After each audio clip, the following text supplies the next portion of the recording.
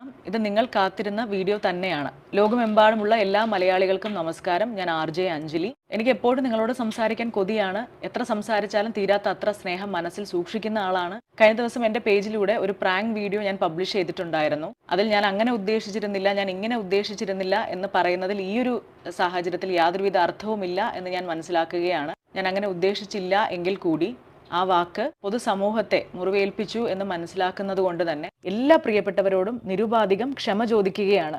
Video എടുക്കുന്നതിന് തൊട്ടു മുമ്പ് വളരെയധികം തമാശ രൂപേണ ഞങ്ങൾ സംസാരിച്ചു കൊണ്ടിരുന്നത് മീശ മാധവൻ എന്ന ചിത്രത്തിലെ വിഷുക്കണിയുമായി ബന്ധപ്പെട്ട വിഷ്വൽസ് മാത്രമാണ്.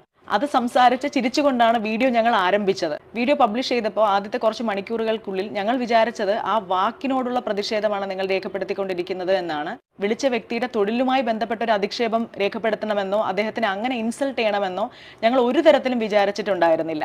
പ്രാങ്ക് സ്റ്റാറിലേക്ക് യാതൊരുവിധ ബന്ധവുമില്ലാത്തൊരു വ്യക്തിയെ റാൻഡമായി വിളിക്കുകയല്ല, ഗൂഗിൾ ഫോം വഴി രജിസ്റ്റർ ചെയ്തവരിൽ നിന്ന് മാത്രമാണ് വിളിക്കേണ്ട ആൾക്കാരെ ചൂസ് ചെയ്യുന്നത്. വിളിക്കുന്ന വ്യക്തിയുടെ പേരോ ഐഡന്റിറ്റിയോ യാതൊരു കാരണവശാലും ഈ സാഹചര്യത്തിലെ ഇതുപോലെ തന്നെ പബ്ലിഷ് ചെയ്യാൻ ശ്രമിക്കാതിരിക്കുകയും ചെയ്യും. ഇവിടെ യാതൊരുവിധ ന്യായീകരണങ്ങൾക്കും പ്രസക്തിയില്ല എന്ന തിരിച്ചറിവിൽ നിന്നുകൊണ്ട് തന്നെ ഇത്തരത്തിലുള്ള മിസ്റ്റേക്കുകൾ എൻ്റെ ഭാഗത്ത് നിന്ന് ഇനിമേൽ വരാതിരിക്കാൻ പൂർണ്ണമായിട്ടുള്ള ഒരു പരിശ്രമം ഉണ്ടാകും എന്ന് ഉറപ്പ് നൽകുകയാണ്. തെറ്റ് ചൂണ്ടിക്കാണിച്ച എന്നെ തിരുത്താൻ ശ്രമിച്ച എല്ലാ പ്രിയപ്പെട്ടവർക്കും ഹൃദയത്തിൻ്റെ ഭാഷയിൽ നന്ദി. RJ അഞ്ജലി ഇപ്പം ക്ഷമ ചോദിച്ചുകൊണ്ടൊരു വീഡിയോ ആണ് ഇട്ടേക്കുന്നത്. ഒരു വീഡിയോയിൽ പറഞ്ഞേക്കുന്ന കുറേ കാര്യങ്ങളെന്ന് പറയാൻ ഞങ്ങൾ ഉദ്ദേശിച്ച രീതിയല്ല നിങ്ങൾ എടുത്തേക്കുന്നത്. പക്ഷേ അതൊന്നും പറയാൻ, ന്യായങ്ങളൊന്നും പറയാനല്ല വന്നേക്കുന്നത്.